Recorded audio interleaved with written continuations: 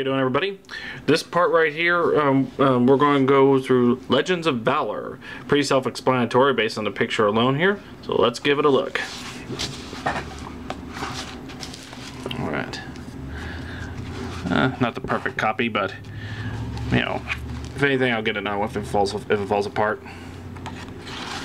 The pictures right here, it's, you know, the sequential art, so to speak, is around the border, particularly at the bottom. Two knights getting ready for a joust.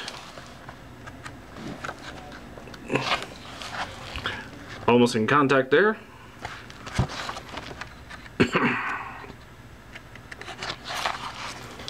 With the one on the right, you know, falling over. And of course, the end of the picture, well, he leaves. Simple as that. Let's begin here. Wonderful picture here. You know, Celtic lord of his two Great Danes. I think those are Great Danes. But let's see, Lord of the Chariot and the Spear. It's talking about Chulin, or is it Cahulin, depending on how you pronounce the Gaelic. I've never been quite certain. There we go. This is kind of a gruesome picture. Someone that looks like carrying the head. Read the caption here once I get... there we go. Determined the greatest of Ulster's warriors, a giant proposed a test. He would allow the men to behead him if he could return the blow. The giant, unlike the men, could pick up his severed head and walk away alive. Very similar to the Sir Gawain and the Green Knight. I wonder if one borrowed the other. There's the giant. Only the hero Chulin, for the sake of his honor, had the courage to place his neck upon the block and wait for the giant's death blow.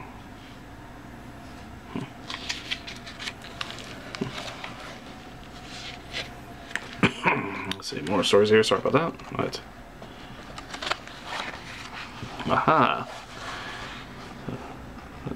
Lovely picture here. A gift of magic weaponry. Heroes were human and yet greater than human. They dared to venture beyond the mortal world, and in the daring often found more the mortal aid. This was so in the north, where Irish heroes lived and fought, and it was true as well as the sunny isles of Greece, where once lived Perseus, a warrior who had given a frightful task by a king who wished him dead.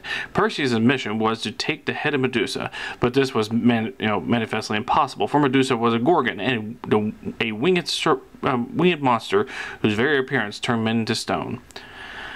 Magic furnished Perseus with the tools to complete the quest. Athena, the goddess of wisdom, lent him her polished shield. Hermes, the messenger of the gods, gave him a sword. But more than that, Hermes took the young warrior to the land of the back of the north wind, where the nymphs armed him with enchantments. They gave Perseus winged sandals with which he could fly, a wallet that would hold whatever he was put in it, and a helmet of invisibility. So buoyed like a bird and transparent as the wind, Perseus found the Gorgons where they layered. Wings folded, hair mass of seething snakes, the creatures slept. Perseus did not look at them. He watched their reflections in his shield, and thus guided beheaded Medusa where she lay among her sisters. With the head safely hidden in his wallet, he flew to his home island. There he found a king among his courtiers, and Perseus had his revenge. He drew the head from the wallet and held it before the king's face. Even in death, the Gorgon's magic worked. The king was rendered into stone where he stood. See, don't read that from Clash of Titans. Much as I love that movie. A lineage of enchantment. I don't think I'll go over this story here. I'll just go quickly past just tiny bits of artwork here. Don't know what the story is about, but apparently it must have a happy ending. A beautiful woman there sitting on a throne. The caption reads, "Magnificent but benevolent was Maeve of Connacht, a warrior queen who set vast armies to conquer the champions of Ulster and seize the magic bull of Cooley."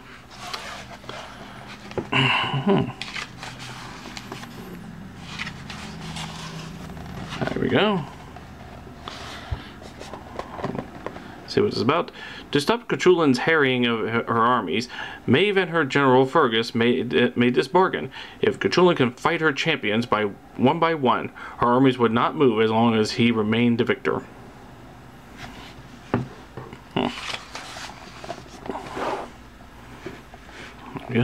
Chariot.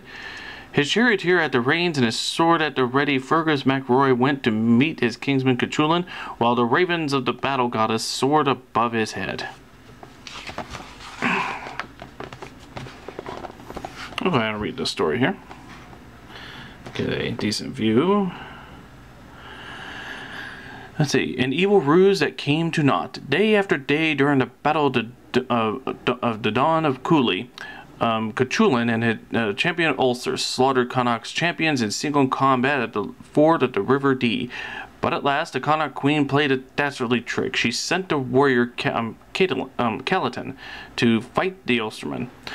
But Calatin was not alone. His 28 sons came with him. Some say that all 29 men were one, a horribly joined monster warrior with 29 heads, but this merely meant that they were one blood, and so evidently skilled that they fought as one. From dawn to dusk, Cuchulain fought the vicious tribe with spear and sword and battle axe. He might easily have fallen, for the odds against him were great. But when the press was at its worst, the traitor gave him aid. An Ulsterman fighting for Connacht, yet still tied by old loyalties, leaped into a fray. Thus heartened, Cuchulain killed. He took the heads of Calatin and all of Calatin's sons. The battle was won for that day, but Calatin had a wife who was with the child, and the creature that she bore were brought up to be instruments of vengeance against the man who had slain their father.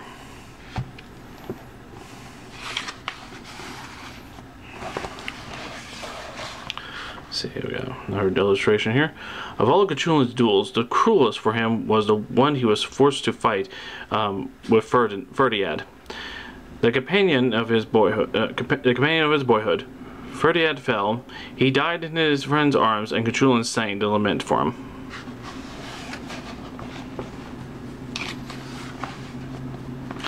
I'll go ahead and read this one because it's a few pages there. But a champion schooling in another world. See a warrior there with a shield up in front. Let me adjust my camera here. Heroes ventured where the mass of humankind dare not tread, into the shifting shadow worlds that once lay hidden within the solid landscapes of every day. The voyages were perilous, but the rewards were great. On one such voyage, Irish warrior Cuchulain passed from youth to manhood. His adventure began as a test. Cuchulain desired a woman called Emir the Fair, whose father demanded that he prove himself at the school. The legendary warrior woman Scathach. She ruled Alba, a land far beyond the mist and spindrift of the restless Irish Sea. With 3 companions, Cuchulain sailed to Alba's rocky shore. In days, the companions vanished, seduced away, it was said by magic. The young Ulster warrior traveled alone, heading north until he came to a plain that stretched to the rim of the sky, where bony mountain ranges loomed. Steaming and shivering, the plain was bad land. It seethed with spells. Cuchulain hesitated, and when he did, a child appeared to him, offering talismans. If he wished to find Scathach, said the strange child gravely, he must follow the talismans. Cuchulain took them. The first was a wheel, which he cast on the plain, and once the wheel glowed, gold, and it was rolled off, as the child had advised. Cuchulain followed. Although of either side pitched welled up, black boiling and deep enough to trap the man forever. Sorry if I can't read too well. I'll try to do it best I can. In the wheel's track, he was safe.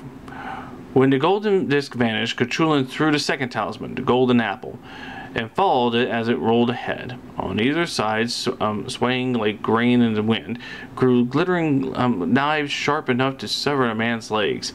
In the apple's tracks, however, Cthulhu was untouched and thus passed in safely the outer barrier of Scathach's world. He left the plain at last and trudged on, ascending steadily into darkening mountains until at dusk he saw a fortress of the woman warrior. Perched on the cold promontory, the stronghold was embraced by a windy chasm. The pit was arched by a narrow bridge. Encamped on the ledge, in front of the bridge, was a youth who would become the Ulsterman's champions in training, the warrior band of Scathach.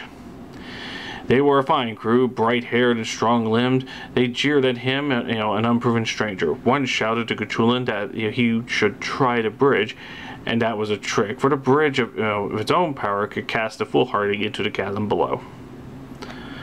Cthulhu leaped onto the span like a weave beneath him. The bridge swayed and buckled. He felt it snapped upward and landed, grasping back on the ledge.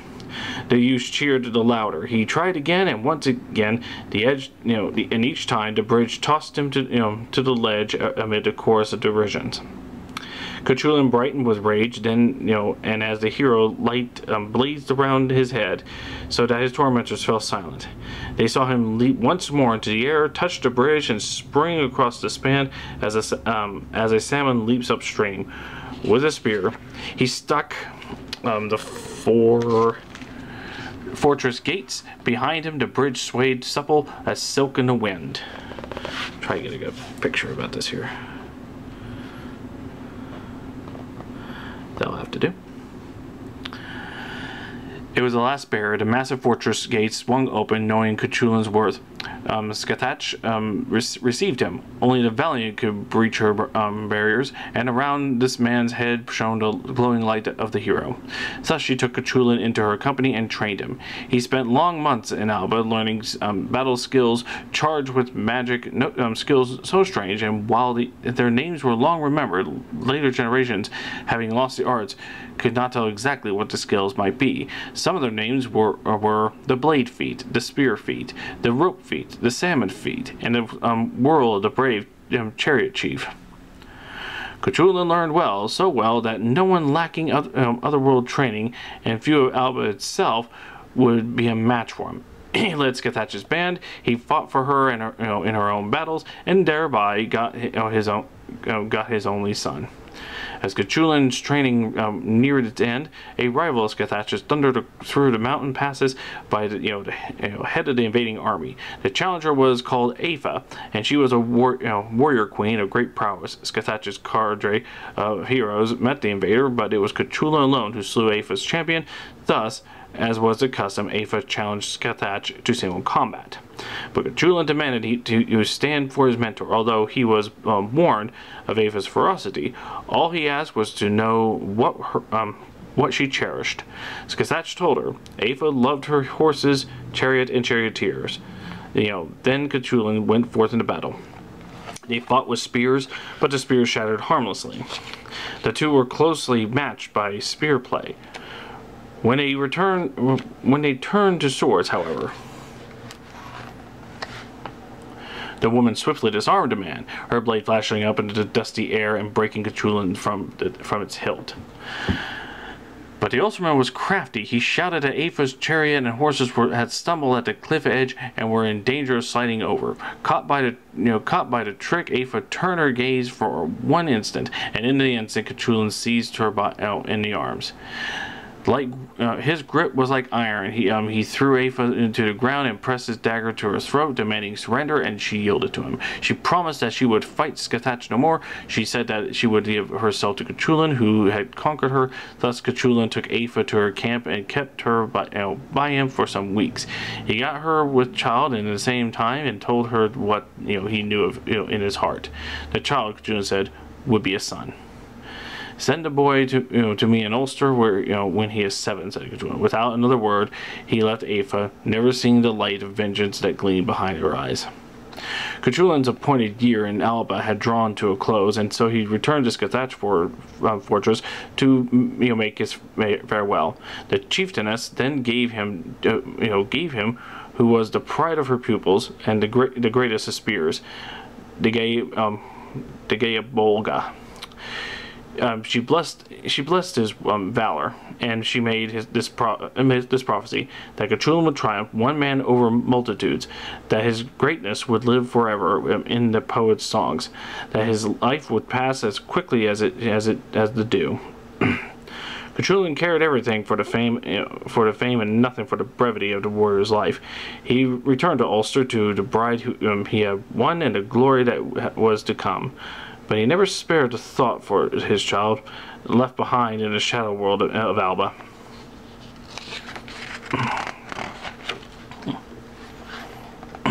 Gruesome little picture here. The cruel demands of honor. Don't know what it's about.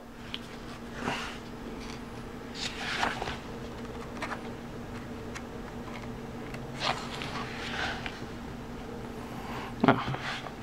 Well, we all know this story. The inexorable workings of man's fate, the story of the Sphinx, of Oedipus. Of course, if you ever read Oedipus Rex, you would know how this is. I'll skip this one. Oh, here we go, an interesting medieval picture. A choice of death before dishonor.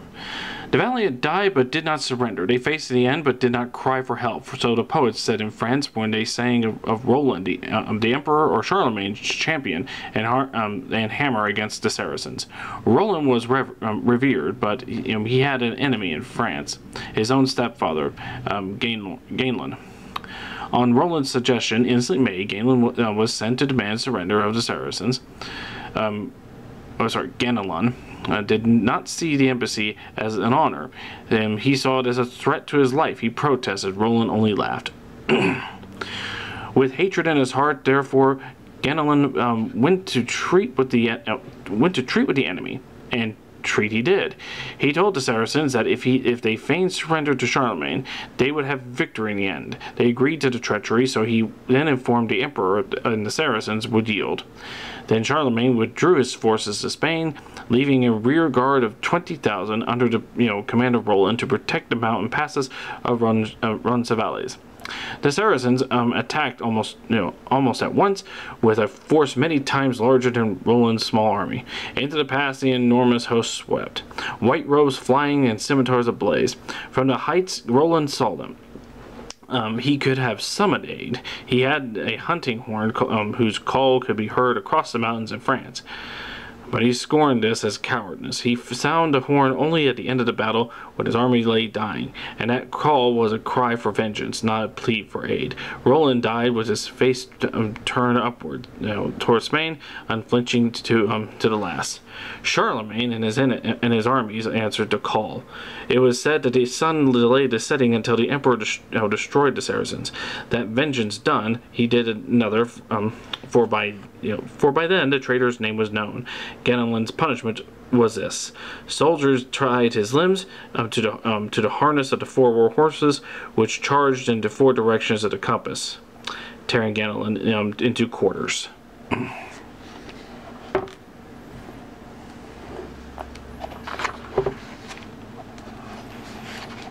Violent creed of vengeance. This one goes across 2 pages. 2 soldiers carrying a woman to a man, an altar, and a knife. Well, let's go to this as I read the passage. Perhaps because they were stronger than ordinary men, heroes were fated to endure greater suffering. Life and death choices were their bitter lots, such as the fate of Orestes and Mycenae, who could fulfill his duty to avenge the murder of his father Agamemnon only by slaying the murderer, who was Orestes' own mother, Clytemnestra. The cycle of revenge began with the Trojan War, when King Agamemnon sacrificed his daughter to the gods to get fair wind for his ships. When the war was won and Agamemnon sailed home triumphant, Clytemnestra, fired with rage for her child, murdered him with an axe, as he bathed. Then Clytemnestra set out to rule Mycenae in Agamemnon's place, which she did successfully with the aid of her lover, the beautiful and corrupt Aegisthus. She slew that she knew that there was danger. Her son Orestes had been taken to safety in the mountains after the murder. The vengeance was the son's duty, but the years passed peacefully. Clytemnestra's power grew. Orestes matured into a fine young warrior. He knew his destiny, but it was said made no move until the god Apollo himself forced a decision. Clytemnestra must die, and at Orestes' hand to satisfy the gods. At last, Orestes acted. He went to Mycenae. With a sword, he butchered his mother's lover. He showed her the body before he killed her too. His father was avenged, but for Orestes, the matricide could not rest. His punishment was implacable pursuit by the Erinyes, avenging goddesses who haunted him with visions and ghouls and dreams of hell. Orestes became a stranger to sleep and earthly peace. Just put the Furies against him. Here we have, looks like some more of the stories of Ulster. 4 men on the shore and a beautiful woman, in the foreground. Let's see if I can sort of position this so we can see as much of the whole thing as possible. That should do. Betrothed to the King of Ulster, Deirdre of the Sorrows, he eloped to Scotland with the 3 sons of Uisnech. Conchobar the king sent his own kinsman, Fergus MacRoy, as an envoy to tempt her back into his power.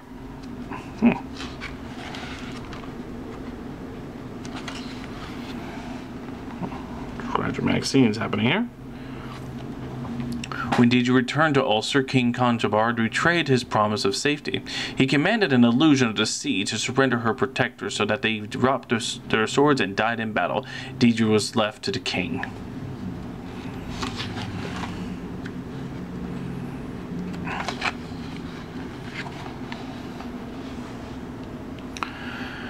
Bereft of her beloved companions, Deirdre wished for life no longer. With a knife, she stabbed herself. She threw, the weapon into the sea, that no one should bear the blame for her death. It's amazing artwork.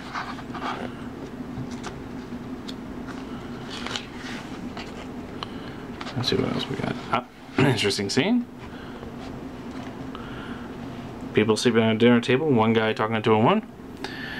At the feast of her wedding of Finn mac Cumhal, Grain of Ireland was smitten by the beauty of Finn's knight Diarmaid. With a magic drink, she drugged the wedding guests. With magic oaths, she bounded Diarmaid to flee with her, and so betray his duty to Finn.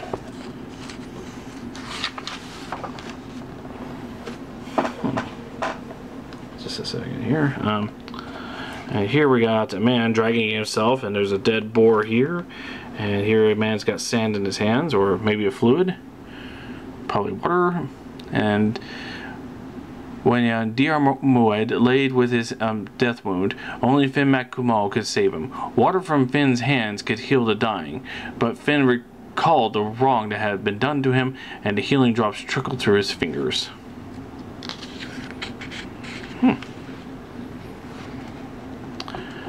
Yes. I won't read this story, but some of you may recognize good old Arthur Rackham, his artwork. This looks like Treachery of the Nibelungs. That's we're going through Scandinavian myths. Sigurd.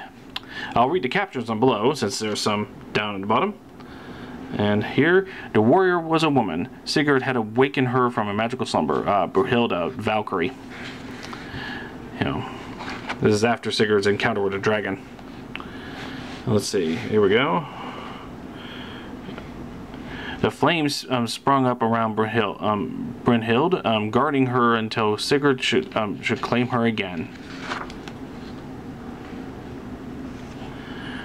The Nibelung queen, Grimhild, offers Sigurd a cup of wine tainted with her dark arts. She wanted him for herself. Dishonored, Brunhild appeared for vengeance to the Nibelung warrior Hogni.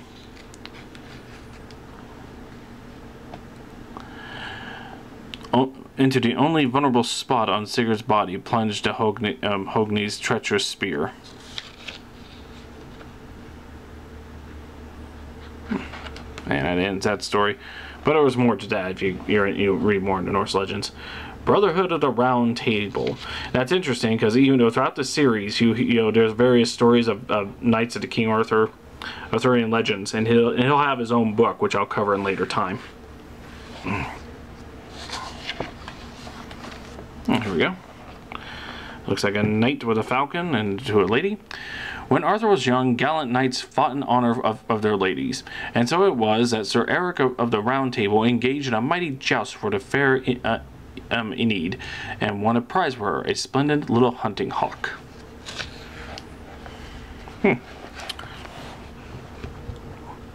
a close up here. Just a second. None but the brave deserve the fair. In the age of chivalry, people liked to tell tales of the winning of fair women, and when they sang of valiant lovers, they sang of art, and they sang of art of Ireland. He was the son of a high king named Conn in 100 battles, and a warrior like his father. All alone, he made a quest to win the woman of Faery. She was called Delvcame of this fair shape, and she was the unhappy prisoner of her parents. Her mother, it was said, was a sorceress who would die when Delvcame webbed. Sorry, I can't pronounce the name right. And therefore she kept the maiden shut away, and with her husband Morgan, she murdered every suitor bold enough to venture near her fortress. To gain Delvcame, Art set sail on forbidden seas where mortals never went. He let the currents take him into the lands of Faery, and as he neared her territory, the sorceress knew it. By her magic, she threw obstacles into his path, witches and giants and poisonous toads. Art slew them all and won his way to the fortress of the sorceress. It was ringed with bronze stakes, on each of which was impaled the head of a warrior who had tried to win Delvcame. But there was an empty stake too, awaiting Art's own head. But Art was a man without fear, and when the sorceress emerged in armor to challenge him to battle, he fought her willingly. And it was her head that ended up crowning the empty bronze stake. Then Art beheaded Delvcame's father, Morgan. When he had triumphed, Art took the weighting of Delvcame into his arms. In his valor, he braved the sea once more, and the storyteller said, magic helped the lovers. The waves caressed them as gently as a summer wind to carry the pair safe home to Ireland.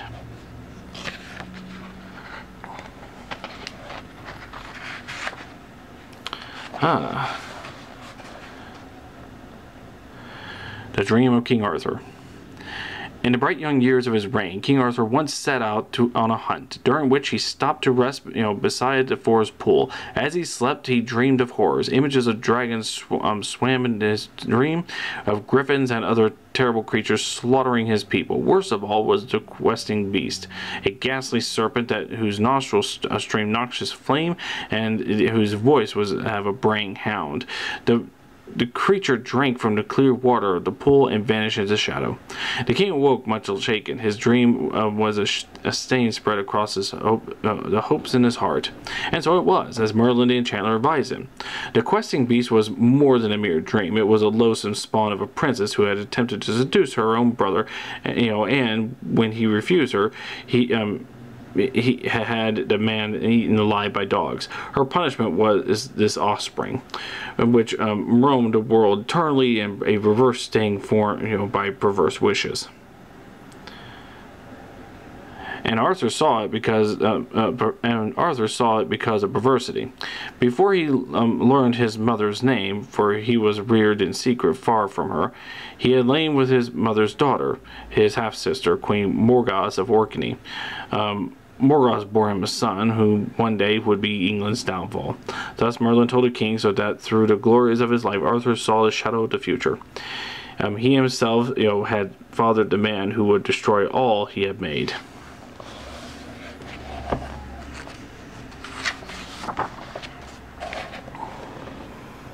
medieval painting here. King Arthur sought a queen fit for a royal crown and found her Guinevere, daughter of Leodegran of Cornwall. The dowry she brought was a magnificent 100 noble knights and a round table of Ulster Pendragon.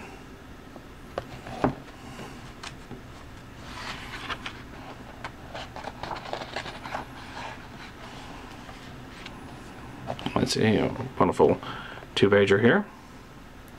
With bright banners fluttering from its guardian towers, the castle of Camelot rose among the spreading forests and fertile fields of England.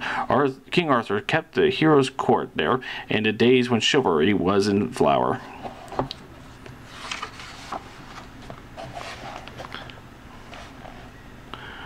Lancelot, the finest of Arthur's knights, was hidden in his youth among the fairies of an underwater kingdom.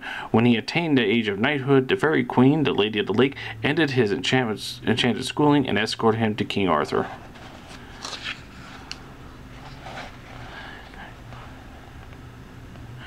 A knight caught in enchantment's coil. Let's see. I'll skip this one here. Can't read them all,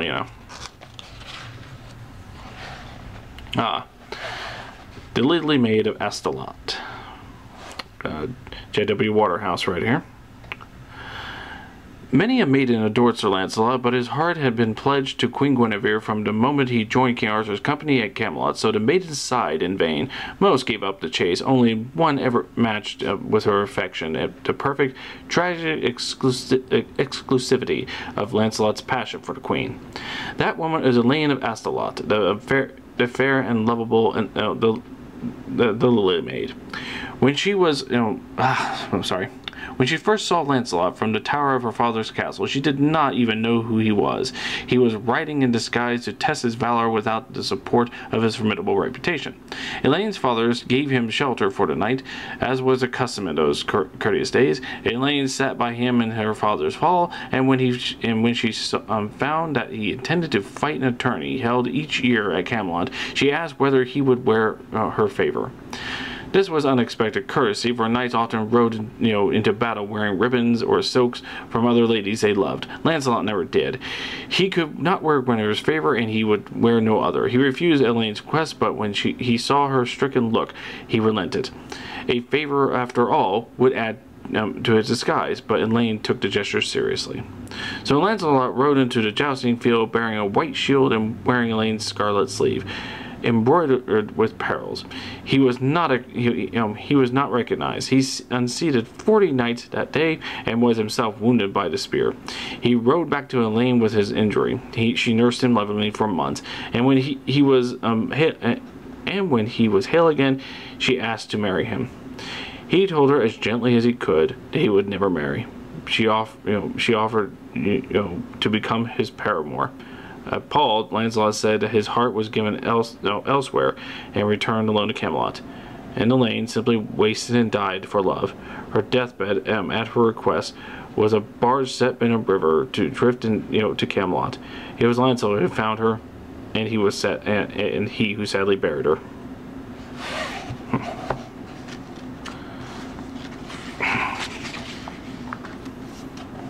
Interesting. Two pictures here. The valiant knew death awaited, and they faced it with calm. On the journey home, Lancelot found his own tomb, marked with his name, but still went to seek adventure. On the other page here, Lancelot once broke a spell and freed the prisoners bound by winning at chess against a magical opponent. Some said that he then took an enchanted chessboard to Queen Guinevere as a battle trophy.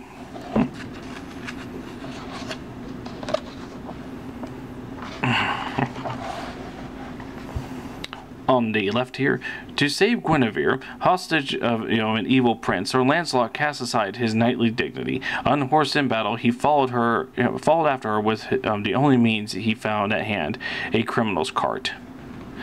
On the right, let's see. To enter the land of Gore, where his queen was held prisoner, Lancelot had to cross the bridge that was, that was a sword. He made the crossing balance with his hand at the cost of fearsome wounds.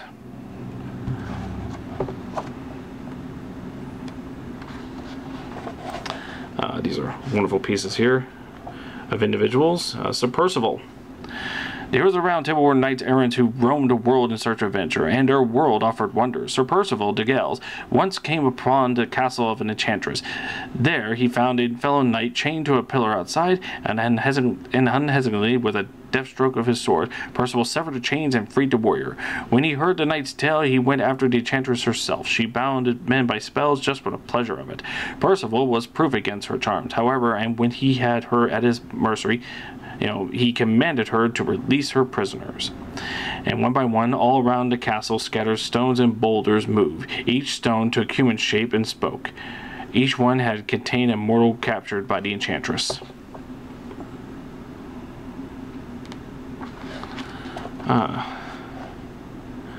Sir Bors. This is the tale of Sir Bors, who by magic was disguised, who by magic was dissuaded from fratricide, so that he might be pure and worthy of great quests to come. One day, Bors came to a crossroads and saw two desperate sights. His brother Lionel, who held captive by strange warriors, and not far distant, a maiden in the hands of brigands. Bors left his brother to his fate and raced to secure the maiden. When he returned, he found Lionel free and blind with rage at the choice. The brothers fought savagely then, and Bors had the advantage, for he was stronger. But, when he moved to slay Lionel and finished the quarrel, bright fire erupted from his shield and formed a wall of flames. In the face of this miracle, Bors lowered his sword and allowed his brother to live. But he had no more to do with Lionel.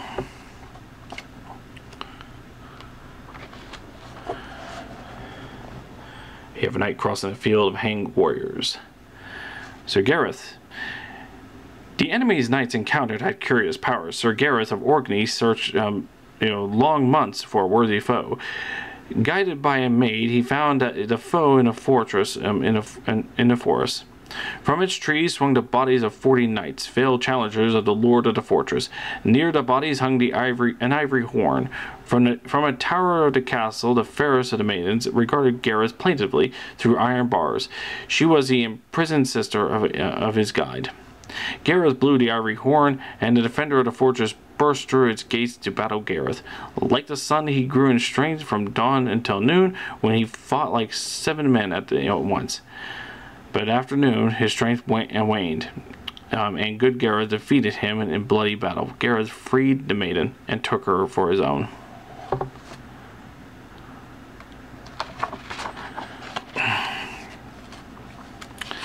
Here we go. Sir Gawain. Let's see. An adventure that ended in great sadness for Sir Gawain gave to King Arthur's wedding feast, when an enchanted white hart bound to the king's hall. Tormented by court hounds, the small deer fled, and at Merlin's bidding, Sir Gawain gave chase. He pursued the deer to a distant castle, and in his excitement he let his hounds kill it. But the deer belonged to a knight called Valor, and his knight killed the dogs for revenge. Then raging Gawain battled him and brought him to his knees. Valor cried mercy, but Gawain raised his sword for the kill and slew an innocent. Valor's lady took the death blow. Gawain carried a shame in his heart for the rest of his life, ignoring a cry for mercy. He had done murder. Shows that they're not all perfect. The noblest quest of all.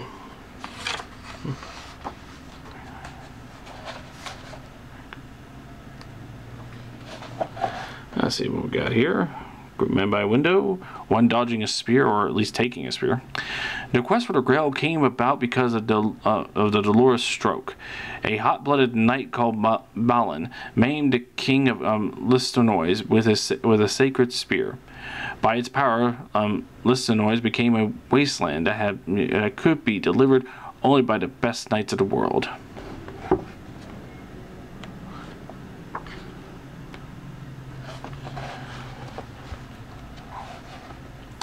Escorted by an aged hermit, a young knight clothed in crimson appeared at King Arthur's court to join the company at the Round Table. He was the son of Sir Lancelot and of the Grail Maiden. He was invincible. His name was Galahad.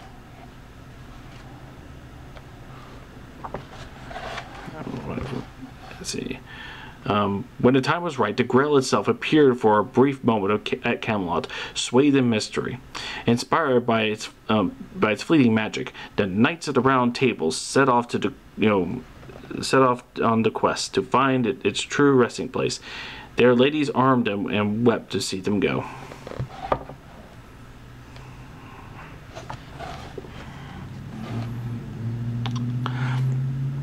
After the last farewells were said, King Arthur's knights rode out, hearts high, and thus the company of the Round Table began to disband as each man dispersed his private quest.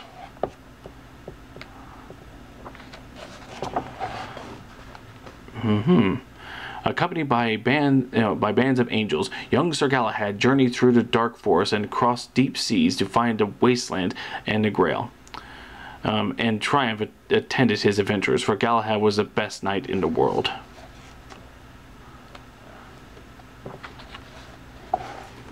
Back up here so we get a good view of this. Galahad at the Maiden's Castle. In the midst of his quest, Galahad performed a brave and kindly deed.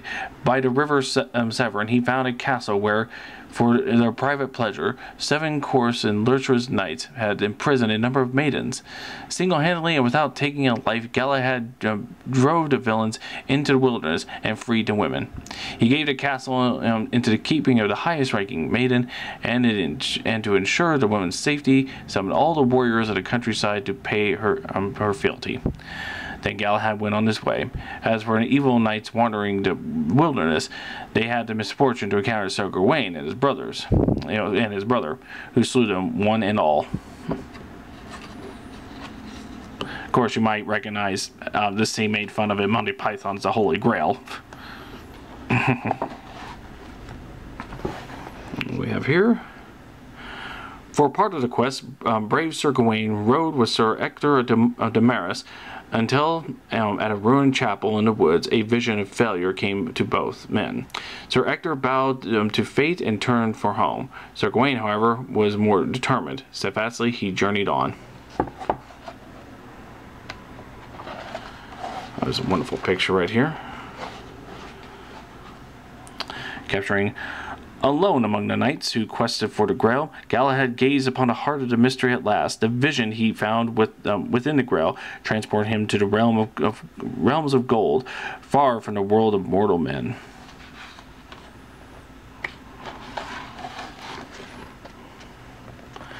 Here we have another. Let's see. Many knights died or failed the Grail quest, but Lancelot's fate was the saddest. He gained the Grail castle, but his flawed armor denied him the final truth, and he was left outcast while his companion Gawain was permitted a glimpse of the Grail.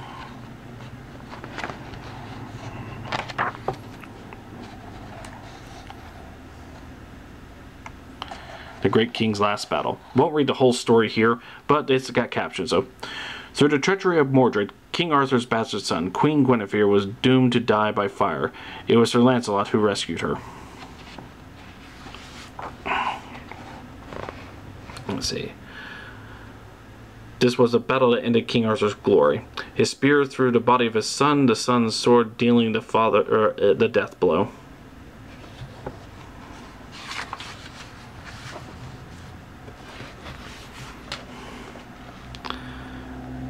Let's see. Attended by his faithful knight Sir Bedivere, the dying king awaited the enchanted barge that would bear him across the waters to another world.